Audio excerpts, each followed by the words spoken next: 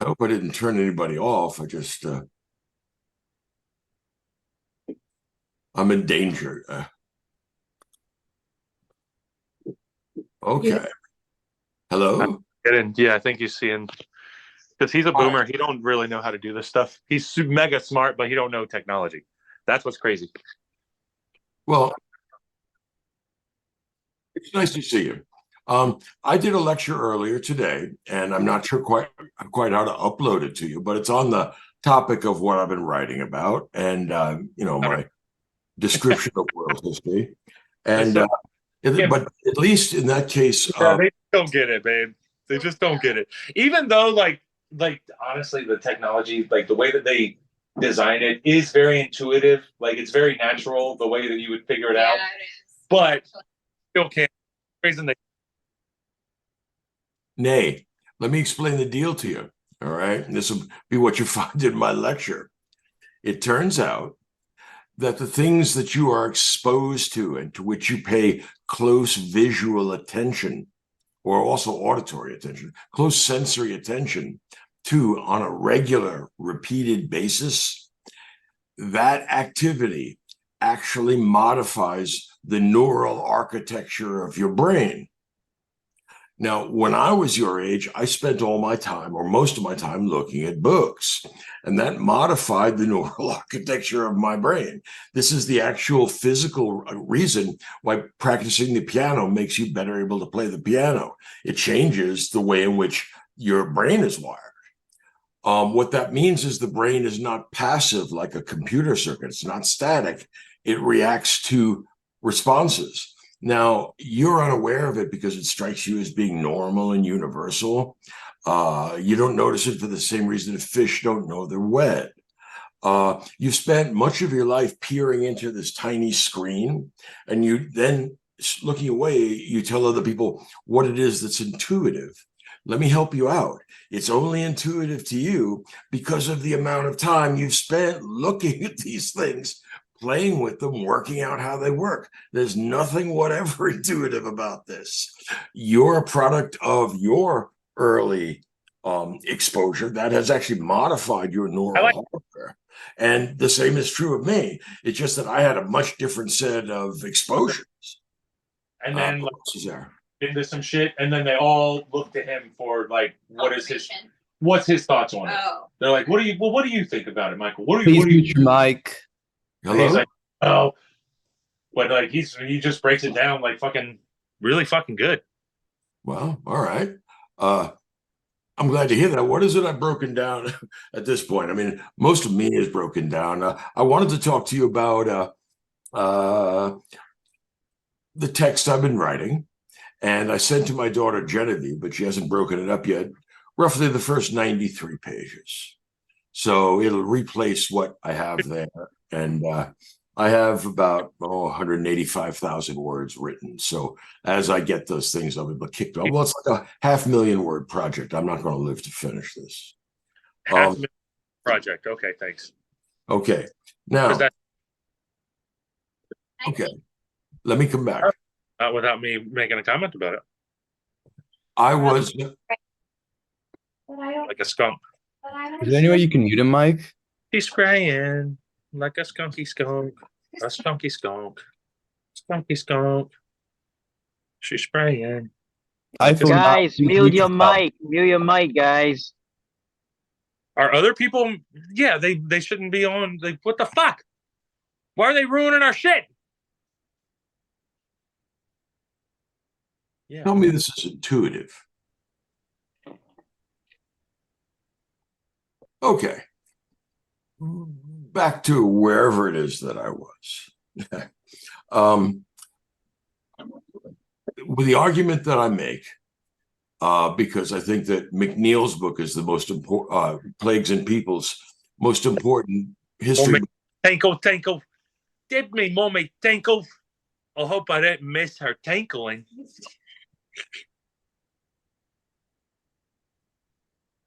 Is there any way to figure out where that comes from or what it means? I mean, I'm at something of a loss. Audio coming in or something? Like, what the fuck? Yeah, we can hear you, iPhone 9. Please mute yourself. Mike, if there's a way that you can mute iPhone 9, Oh, can I this mute that? Okay, gentleman, there we go. All I right, think you iPhone. might be able to. Yes. Okay, no, oh, no. Maybe I've muted iPhone 9. I don't know. He's muted now. He's muted now, I think. Yes, Okay, all thank right. you. Yeah. God, it's all right. All right.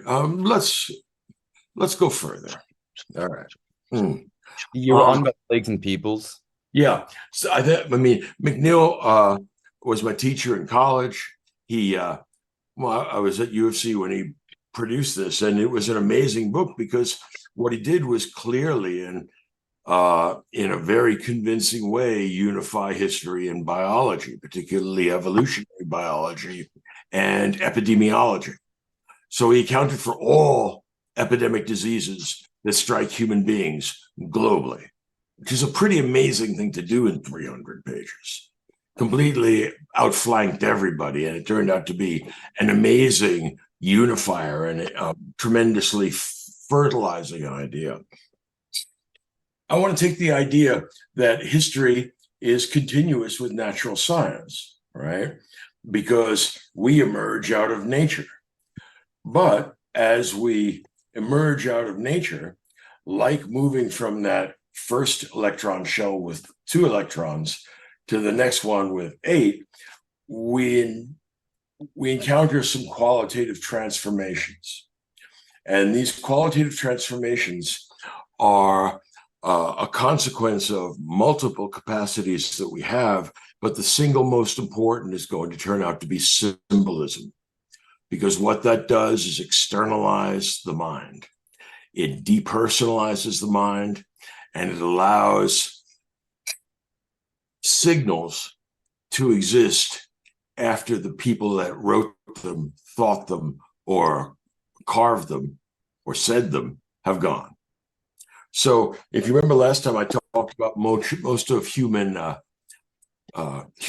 much of human history as being the externalization of somatic qualities, you know, in the way that cooking is an externalization of digestion. Stone tools are an externalization of big saber-toothed cat teeth. All of these are ways of doing better what our body does indifferently or worse than indifferently. Okay. What I found important about Onions and McGilchrist, I mean, I hope that you've at least encountered these individuals. Onion's book is called Neuro Art History. And what he's looking at is the connection between early childhood exposure, or say exposure as a minor repeatedly to various kinds of stimuli, and the kind of visual art that gets produced. And he actually not only is able to start with cave paintings 50,000 years ago, but he's also able to come up to the present, make predictive or make predictions on the basis of several artists' work, and then said, working backwards, this is the inference that I would make about what they were exposed to early in their life. And at least in 2 important cases that he gives us, he's right. He writes them a letter and said, "What did you do when you were a little kid?" And it turns out one of them had his grandfather had a factory that made ceramics, and it was the same pattern again and again and again. All right. In other words, what we get exposed to modifies the neural and synaptic architecture. That's why in the ancient world, people were much more capable of memorizing extended speeches. In the Platonic dialogues, when they often begin, well, because they have much more practice at it. It's the same question as, suppose you spend 10,000 hours practicing the piano and then asked, how is it you play the piano so well? Here's the answer. You practice for 10,000 hours and it changed your brain. All right. Think about how much time you and this century's individuals have spent looking at digital devices. Well, then everything seems apparent to you because you've lived in a world of digital devices and your brains have adapted themselves to reflect the digital devices that you've seen. So my point then is this. Do you remember when I said that Thucydides' realist history was the new social science comparable to Ionian physics, pre-Socratic physics? And I said that the new social science that emerges after Enlightenment physics or Renaissance and Enlightenment physics, let's call it Newtonian mechanics, that's obviously 1776, Adam Smith's Wealth of Nations. He invents economics. It's quantified and it's empirical. In other words, it's a social science, which is deeply dependent on Newtonian mechanics. Think about the Federalist Papers and the writing of the Federalists. It's all about balance. It's about checks and balances. These are all Newtonian metaphors applied to constitution making. All right. Same sort of thing with the next big developments in next big scientific revolution. That'll be quantum mechanics and the relativistic universe, right, where space and time start to do weird warped things. Well, we're going to need a new conception of human nature, and we're going to need new soft sciences to accompany this. And what gets invented, or among other things that get invented, but this is one of the most important, is Freudian psychology. Now, I'm not arguing about whether it's a real science or not. That's bracket that for now. The point is, what Freud did was split the atom of consciousness. It used to be in Descartes' time that there was a cogito. It was a little monad. It was inside you somehow, but not spatial. And you could look inside the monad and tell everybody else what was going on there because only you knew. Freud says, you don't know what's going on inside there because it's not a monad. In fact, your conscious mind is only a fraction, get the idea, of your real mind, and you're being driven by desires that you're unconscious of and you don't understand. And this is going to cause a whole slew of epistemological problems, because if you don't know what's going on in your psyche, who does? And the answer is Professor Freud, which is a very strange idea. Okay. Now, when we have this new conception of the self, compared to the Cartesian monad, now go back and think about the atom and think about fractioning out at the same time at the end of the 19th, beginning of the 20th century. And what does it do? It generates a whole series of unanticipated epistemological qualities because the damn things don't behave the way classical Newtonian particles are supposed to behave. So we have a whole bunch of things to scratch our head about. So the splitting of the atom of both matter and the self is characteristic of the beginning of the 20th century. It's an age of fragmentation and disorientation. It's the age in which the West killed itself because nothing else could kill it. See, that's one of the interesting things about history. When a place or a collection of places becomes so powerful that nobody can seriously challenge them for control and hegemony, that's when they take up the interesting thought of destroying each other and themselves. All right. And the Greeks are too smart for their own good, and maybe the Westerners were too. Now, the point I'm making here with Onions and McGilchrist is that they are to the new science that is emerging. We'll call it, when people are working on it right now. Samuel Paul, please mute your mic. Okay. I don't know what's going on. No, okay. Where was I before? You were talking about the emergence of the new science of Onion and McGilchrist. Yeah. In each case, have you noticed that when we have a scientific revolution, right, every other domain of the human sciences has to be transformed. But it doesn't mean that progress can't be made on those other domains or on even connected domains within intellectual endeavors that can be anticipatory. Let me give you an example. In middle and late 19th century, Lobachevsky is baffled by the problem of parallel lines because there's no way to prove they don't meet. So the guy decides, I got it. I'm going to look for a reduction to absurdity by forcing a contradiction. So he plugs in parallel lines not meeting, and he can't generate a contradiction, which is deeply disheartening. I mean, it's going to be even worse when we get to Gödel's incompleteness theorem. But everybody who's been banking on mathematics to solve our problems, the remaining closet Platonists, I'm sorry, it turns out not to work. But what is important is Lobachevsky's geometry, where parallel lines both diverge and meet, all right, is an accurate description of curved space.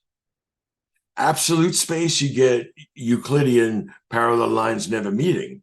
But if the space is not absolute and it begins to breathe or kind of pulse, what that means is that the lines are going to be skewed, and what used to be parallels that don't meet are now parallels that do meet. So what that means is this: when they got to relativity, 1905, the first publication of Einstein's special theory, there were some problems because it had been so traditional to think of space and time as absolute. And the idea that that space could do funny stuff like that was very hard to imagine, and also very hard to formulate a mathematics for. But the mathematicians stopped off and said hello to the physicists and said, don't worry about it. We've actually already solved this problem. We have a whole separate kind of geometry. It turns out to be as consistent as Euclidean geometry, and it will do what you want that to do. So it's already there. Well, okay. In some ways, that's what I think is going on with Onions and McGilchrist.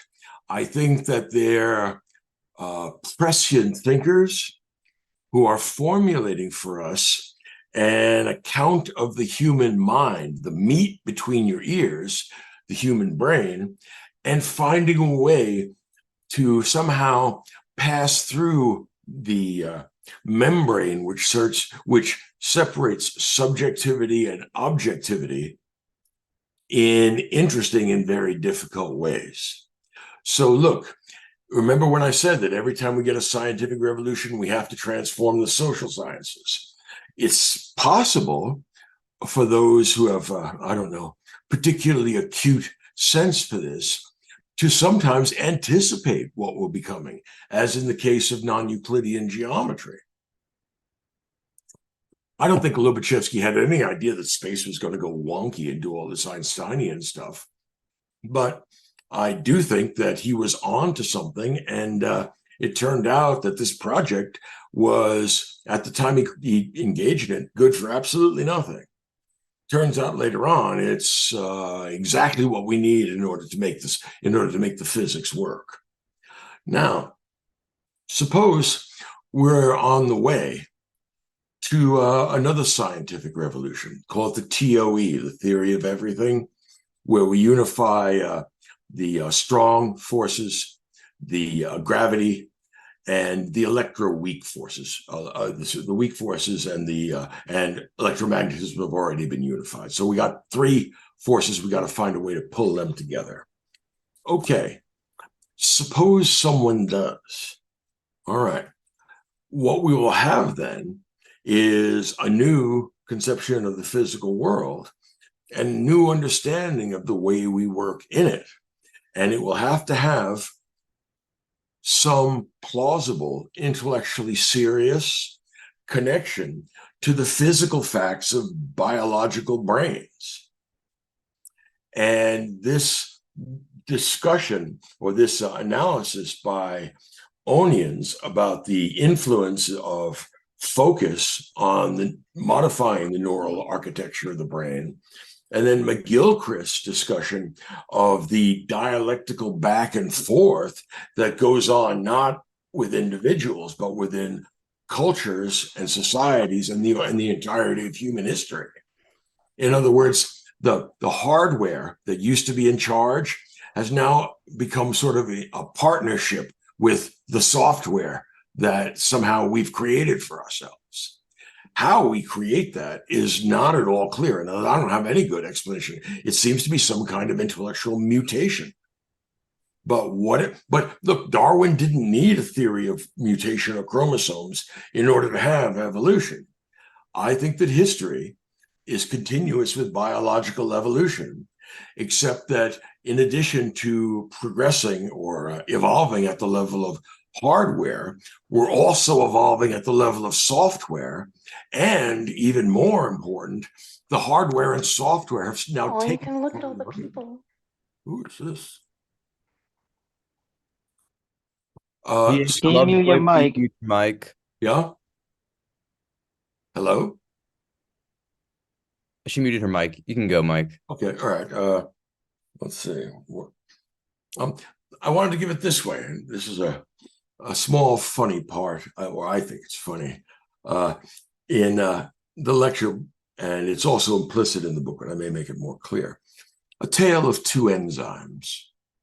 Now, enzymes usually don't make for all that great history. I don't know of any history of enzymes myself, but in this case, it turns out to be good because look, I'm friendly towards science. I have no patience with the people that want to undermine it because, well, what are you going to replace it with? We're all going to hold hands, have a seance, read each other's minds. Let's not. Okay? It's indispensable, and I have no patience for that crap. What I want to do is give you an example of a useful physical mutation in human beings. It's a mutation that apparently happened in Central Asia 7,000 or 8,000 years ago. It allows people that have that mutation to produce lactase. And it means that they can break down lactose. It means that they are the only people in the world who are descended from that group that are lactose tolerant. Everybody else is lactose intolerant. It gives them a badly upset stomach when they try and eat dairy products. They can eat meat, right? They can use the hide, but only a fraction of the world's population is capable of breaking down dairy products because they have the chromosomal mutation that produces lactase. That's what you need. Okay. Now, if you don't have that chromosomal mutation, you might get it, but there's no easy way to get it. I mean, if you're waiting for it to happen to you, you might as well get comfortable. It takes a very long time for the proper mutation or collection of mutations to happen to allow you to produce that enzyme. Okay. So between now and that auspicious day, many, many centuries in the future, no ice cream, no milk, no yogurt for you. Okay. That's the slow way, waiting around for evolution to give you a gift. Now, remember, there are going to be a million things that you're going to get in the process that are going to be lethal mutations that are not going to help you with lactase. They are instead going to help you digest your own liver or something. You know, most of these mutations are going to be really bad for you, and you die like the albino deer. Okay. Let's look at evolution at the level of software. And here, I want to point out that it would be very handy if people were able to digest grass. The reason why is that there's so much grass and other vegetation. If we could just go outside and chew up the lawn, it would save a great deal of aggravation going to the store and such like stuff. And we would have a considerable buffer against starvation, and there would be many advantages. The thing that prevents us from being able to eat most vegetation is that most of the nutritious parts, the valuable parts of plant life are bound up with cellulose. Okay? And that's what makes wood fiber, that's what makes paper. But regrettably, in order to digest cellulose, you need cellulase. And some animals have it, some animals don't, and we don't. None of us do. So there's none of us that can go out and graze with the cattle. What do we do? Particularly if you live in a place that has an enormous amount of grass, say the American Great Plains or the steppes of Eurasia. That's a huge resource that you can't tap into because you don't have the right chemical. Now, waiting for this stuff, for this mutation to happen, again, you might as well get very comfortable because it is going to be thousands of centuries before somebody starts doing the digestive trick of breaking down cellulose using cellulase. It's not impossible. It's just a very slow way of doing things. On the other hand, we could create a cultural software workaround, and that's called herdsmanship. You see, well, cows, goats, sheep, horses. The conglomeration is even better because you can be on the horses. Makes it a lot easier to take care of the other flocks. But the point is, it's hard to get to have pastoralism be a viable subsistence strategy if you can't regularly get dairy products from your flocks. If you only have the use of their blood and their meat and their hide, that's going to be very hard to sustain. You're not going to get everything you need. There are certain vitamins, certain materials that are in milk or in dairy products that are advantageous. So what human beings did, and here I'm thinking of the Yamnaya. This is 7,000 or 8,000 years ago. They're in Central Asia. They're among the first people to domesticate the horse. And interestingly enough, the horse had come back to Eurasia across the Bering Straits land bridge from the Americas. They had died out in Eurasia, but they went the opposite way from people. And that's how horses got back in, along with camels. Okay. The horses and camels die out in North America, but they're still in Eurasia. All right. If you have horses, camels, goats, sheep, cattle, you're in good shape, provided you can use the dairy, the products that come from besides meat. And what that means is, first of all, you have now conquered the cellulase problem. You have outsourced the digestion of all that grass to these mobile vessels of fat and protein that are good enough to move on their own without having you have to lug them around. I mean, these are really advantageous animals who are doing us a great service by providing us with their cellulase. And we turn that into something we can eat. And what that means is that the first nomads or the first pastoralists will be nomadic. They will be mounted. They will be capable of moving fast and sustaining their supply lines because they are moving as fast as their herds do. Remember that, as they say in military circles, amateurs talk about strategy, professionals talk about logistics. And that's not a small concern. Anybody can talk about where they want an army to go and what they want it to destroy. If you expected to do that, you have to make sure that there's enough gasoline, food, and water for everybody at every juncture, which is an incredibly complicated, difficult task. It turns out that prior to the advent of the horse, the maximum effective logistical range for cavalry or for infantry armies was calculated by Michael Mann, I believe, to be something like 90 kilometers. Once you get that far out, there's no way to maintain your supply line because the people who are bringing you the food and water and whatever else you need are consuming most of that on the way to catch up with you. So it doesn't get there is the problem. So the ability to project military force is only as extensive as the logistical capacities. And in the case of early infantry armies, that was a very limited amount of space. Cavalry armies are going to considerably extend that because they bring their supply lines with them. They bring their flocks so they can keep on eating, slaughter one every day, give pieces to all the soldiers, and you can move on the next day.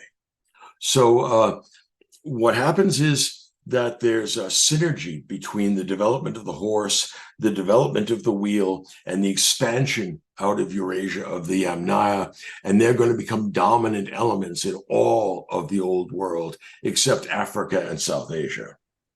So a tale of two enzymes. There's the hard way of getting an enzyme, which is to wait around for lactase to show up, which thoughtfully it did, or you can go out and get it and use culture to test after test after test to see what modification of these dairy products might allow for consumption. Think about the fact that manioc or cassava by itself is poisonous. On the other hand, it's extremely nutritious if you can, as has been done in many, many parts of the world, figure out how to treat it so that you get rid of the toxins and you have something you can make that becomes like a meal or a bread, right? So human beings modifying the world is easier than human beings modifying their own biology directly. And so we get workarounds for our own limitations. The most important workaround is arguably symbolism, because that means we can start to accumulate knowledge. Imagine how hard it would, some people found high school trigonometry difficult. Imagine how much more difficult it would be without the trig tables that you could look up. All right. Are you sure you want to do that division problem to get that a long decimal every time you want to figure out something about triangles? You see what I'm saying? Being able to write things down is very, very handy. Yeah. Symbolism is something like a bank for ideas. You keep throwing stuff into the bank for a couple of generations, it will start producing interest. And that interest is the accumulated knowledge of our species, right? It takes two forms, generally speaking. There's knowledge of the world around us, and there's knowledge of us. And each of these modifies the other on a continuous basis. Human culture, human psyche, human mind modifies nature. Think about the food capacity, carrying capacity of the earth right now, and then think of what its carrying capacity was 10,000 years ago. We have made the earth capable of carrying 100 times more human beings than it could have on its own, many more than that. So we modify nature, nature modifies us in return. And the interference pattern that emerges between freedom and necessity, or between will and causality, that interference pattern, that's what history is. It's us making choices under constraints that we don't choose, called nature. Okay, so a couple more points I want to make before I finish this. I'm sorry that I couldn't give you the lecture. I will try and get it up, but a couple of things I want to point out. We hear a lot of people talk nowadays about social constructivism. Things I'm told, sometimes everything I'm told, is socially constructed. And I've thought about that for a long time, and it seems obviously wrong to me, but it's the way in which it's wrong that I think is possibly interesting. I can see what it would mean to say that funerals are socially constructed. I mean, if you die, they have a ceremony for you, but depending on where you are and the people around you, they have different kinds of ritual in which they burn you or bury you or do whatever it is they do with you. find some way of disposing of your corpse and having some sort of ceremony to mark it. While funerals may be socially constructed, I think it's very unlikely that death is socially constructed. In other words, I can't imagine people deciding, well, we find death inconvenient, so we're going to refuse to socially construct it and thus live forever. Regrettably, nature does not need our permission to exist or to happen. And whether we decide to socially construct death or not makes no difference at all, because mortality is going to occur whether we wish it or not. And there are limits to our control over the world. In other words, we have a capacity to modify, but not absolutely alter the constraints that we find in the world around us. Now, connected to that idea is this. I find out that many things, I'm told, are socially constructed. You can drop in any of a dozen different attributes, qualities, political slogans. X is socially constructed. Here's the question that I've been wondering about. What constructs society? Now, it seems to me there are a very limited number of ways that might go. All right. And none of them are actually all that edifying, or none of them are going to sustain the claims that are being made behind this. On the one hand, it could be that society is completely autonomous and independent of the external world around it. That would make society self-creating. And that would mean that the social constructivists are actually closet Thomas who are reinventing the prime mover. Now, Aquinas did this better a long time ago, all right? And it involved having God start the universe rather than society, because while one of the interesting mystical qualities of God is that he doesn't have a beginning and doesn't have to explain how he got here or started doing the stuff that he does, society doesn't have any of those advantages. So it does owe us an explanation of how it got here, how it started creating a universe, and why it is that we are trapped within that. There was a time when society was not enacting reality. What makes you think that it ever started enacting reality? What if it's the product of nature as well, in the same way that all other social animals and their behavioral similarities are the product of nature? I mean, it would seem to be very strange if we were to say that troops of baboons or herds of wildebeest are self-constructing. I mean, there's a sense, no doubt, in which they are, but I'm not sure that that explains any of the things that are important in the question. How do they come? Well, maybe it turns out that social animals do better in terms of survival and reproduction. There are reasons why nature's constraints will influence the way in which social groups of any animal work out.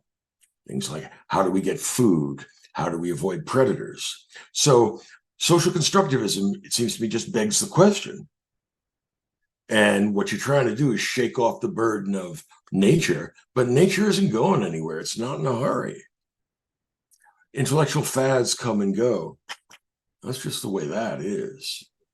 So social constructivism is something we should think about. Second thing is this. I'm increasingly alarmed at the large number of arguments, political and also philosophical, that involve comparison of this world to a utopian imaginary world, which is perfect. In other words, there is a Puritan perfectionism in a lot of what counts as critical thinking, right? You see, if you were to compare the world to other things in the world, for example, if you were to compare one kind of economic system or one kind of political regime with other political regimes, not with or the perfect Platonic regime or the perfect Platonic economy, but with the real economies here in the world, some of them do better, some of them do worse. But that's the only kind of reasonable and fair comparison. Look, I love Plato more than most people. I understand that the point of the Republic is to give us a yardstick by which to measure and understand the frailties and flaws of the world that we have created for politics and society. Fair enough. But my point is that unless you have the what Aristotle called phronesis, the good judgment, as he says in the beginning of the Nicomachean Ethics, it's the mark of an educated man not to demand more precision from a discipline than it can possibly offer. Well, not only is that true about precision, but it's also true about perfection. It is the mark of an educated commentator on history or politics to have them compare something to something else equally historical and real. Comparing it to a figment of your imagination, the perfect world where the lamb lies down with the lion and all that great stuff, there's really no point in doing that because we know how the comparison is going to go before you make it. Nothing can keep up with this. And what that does is create an unjustified and unearned feeling of moral superiority that, I'm a great critical thinker. Well, look, critical in practice right now, anyway, means destructive. And destruction is the easy work. It's why adolescents like it so much. Construction is actually really hard to do. And it is not appreciated by those that have actually tried to affirmatively construct something. Look, a 6-year-old playing with matches can burn down a house requires 100 carpenters to put up. Destroying things is easy. Telling us what's wrong with the world is easy. And that's why you're supposed to outgrow it. And I see a whole cohort of people who don't seem to have outgrown it, who seem to have a pure puritanical demand for other people's perfection. And that's based upon a flawed comparison. And when we fail to give them something that doesn't exist, like the decimal expansion of pi, they hold that against us in mathematics. And I'm becoming increasingly tired of it. Part of that is the fact that I'm old and cranky, but part of it is just that this is becoming less and less intelligent. Yeah, was that a hand? Okay. Let me think. What else did I want to do? All right. What I want to do is this. Maybe we'll get a chance to meet again, but I'm going to have my daughter Genevieve put up the lecture I just did for you. And no, not this one, but the one I did that I don't know how to do. I'm also going to have a look at my thing to see if any of the things that I thought I had recorded, I actually did record, or I got one that told me error 2002. Now, look, it's intuitive. I have not a clue as to what to do with this. I'm like the blasted ape standing around the monolith pointing at it. But if I can get this stuff up, I will. And I'm sorry for my technical inability to do much, but what you also will do is put up the latest iteration, the first 93 pages of what I'm working on. Included in that, you may like this or not, one of my friends and a number of my friends that tried, that have been, I can trust his judgment, told me that I needed to read an important new book called The Dawn of Everything. All right, I did. This elephantine 600-page tome, all right? I found it to be suboptimal. And I dropped about 10,000 words explaining my views of its suboptimality harshly.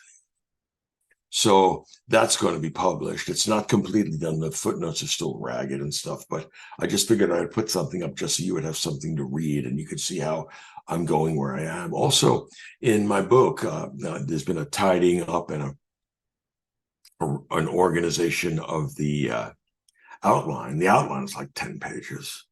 And the first part, it's called the Prelude on the Earth. I want to give a hat tip to my former student.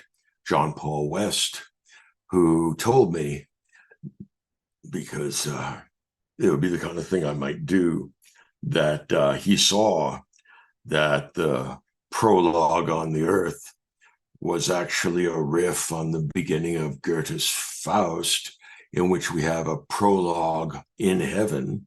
But I don't really do heaven much because I'm not even sure that they would have me. But even if they did, I don't know what to say about it. So I had a prologue on the Earth, and on the Earth in two senses. One, here we are on the Earth, unlike Goethe and Faust, but unlike God and Satan, rather. And in addition to that, my prologue on the Earth is about maps, right? So I'm talking about map making and the fact that there's no such thing as a perfect map, and that's not an imperfection. Because as Borges pointed out, if you ever had a map of a thing that had everything on that thing, it would be exactly the same size as the thing you're mapping. And it would contain every atom of the thing being mapped. And then if you think about it, it would no longer be a map, would it? So maps have to leave stuff out. So when you point out that there's stuff not in the map, that's what makes it a map. Doesn't mean it's useless. It just means that it's not the ultimate source of every possible knowledge.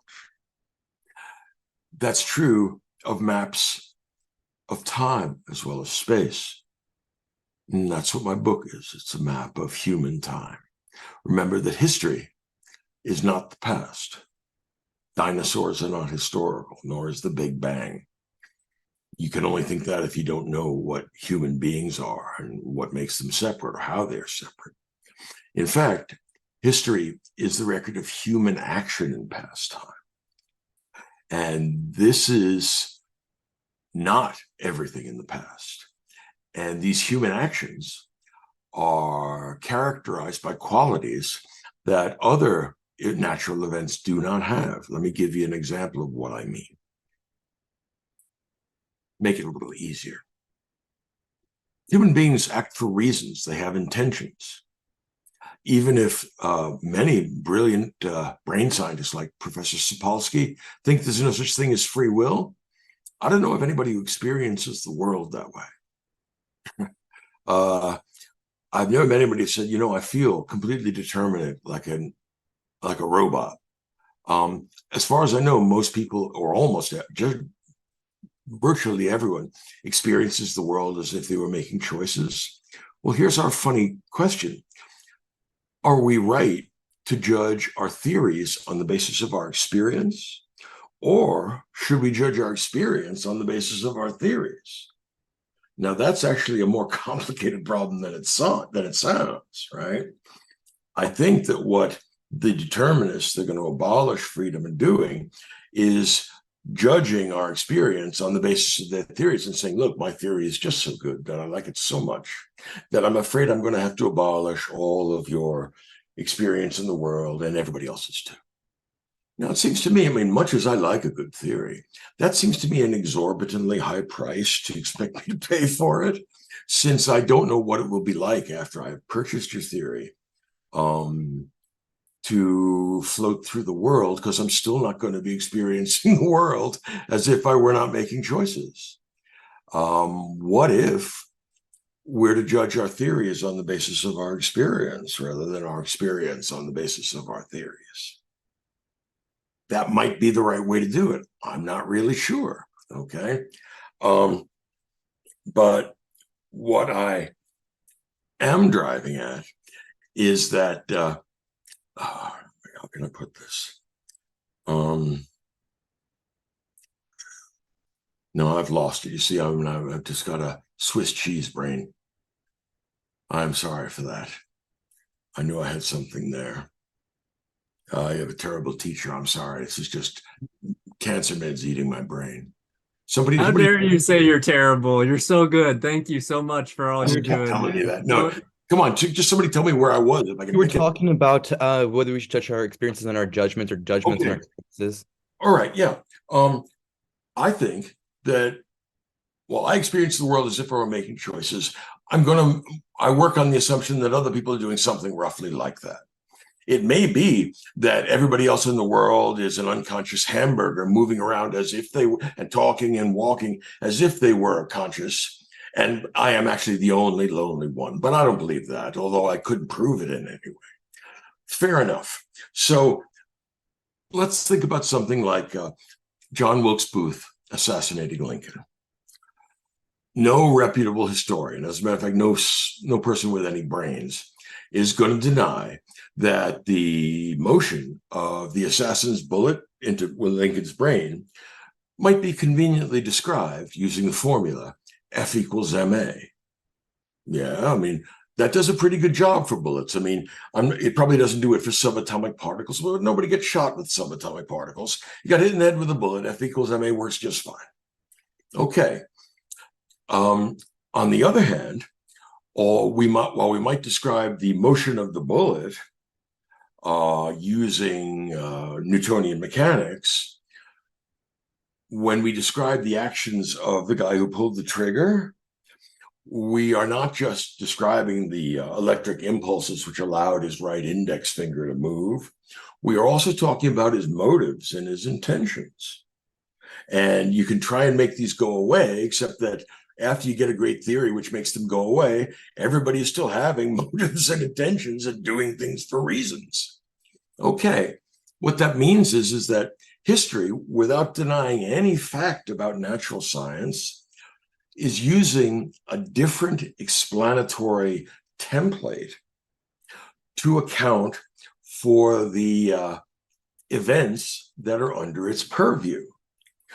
Nowadays, nobody asks what motives ancient fishes had when they wriggled up onto land. Pretty much that's the way I am with all things digital. I mean, who knows? Who cares? Here I am with. We don't attribute intentionality to them.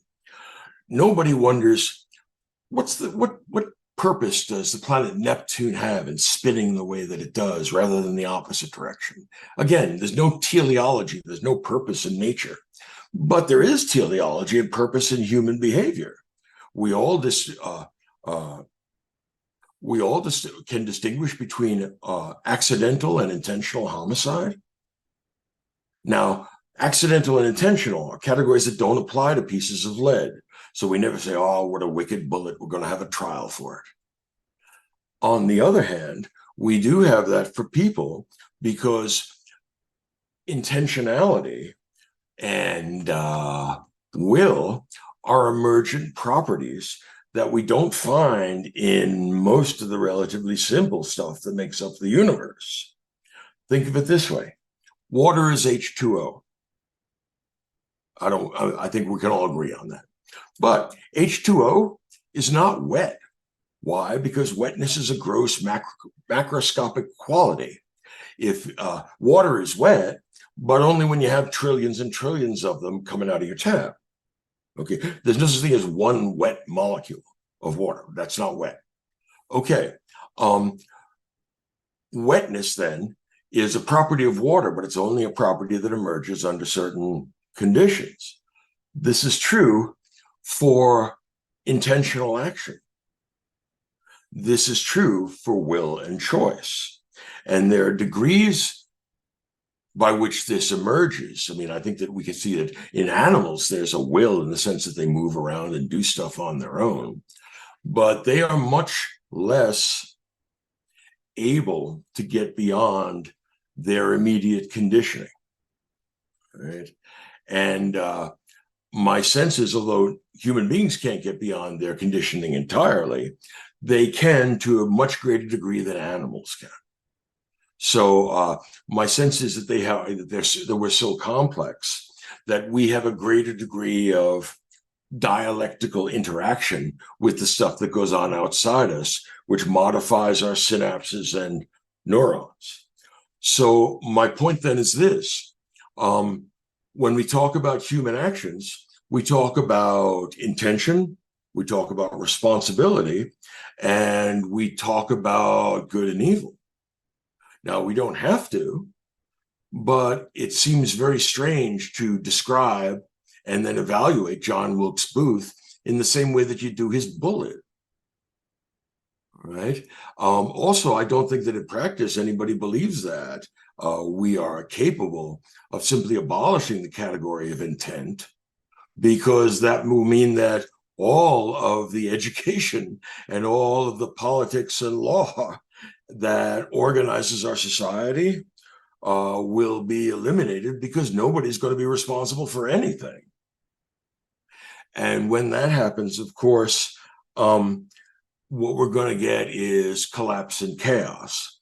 One of the things that I believe that I see, and I'll leave you with this idea, one of the things I believe I see is that human beings, and here I mean us as a collectivity, not as an individual, we are all too frail, but our entire species project, where we finally took over this rock and we have a chance maybe to get off it. I think that our project is going to require that we find a way to reconcile love and reason.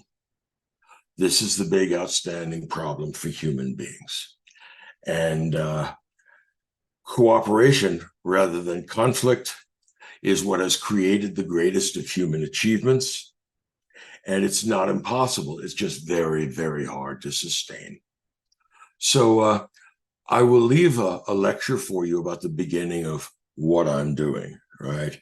I will cover I have this extra part in the historiographical section in the beginning. And then I have also, I guess, starts about page 80, goes to 93, the beginnings of my own work and the framing of it. So here's the deal.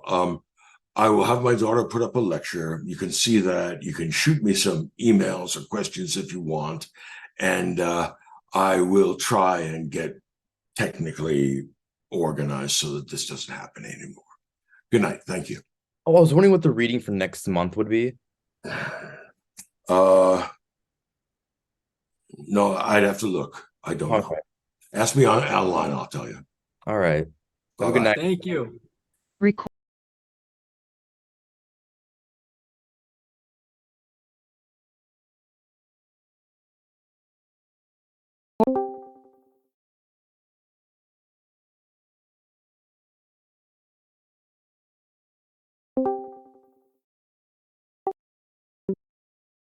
Yo, yo, yo.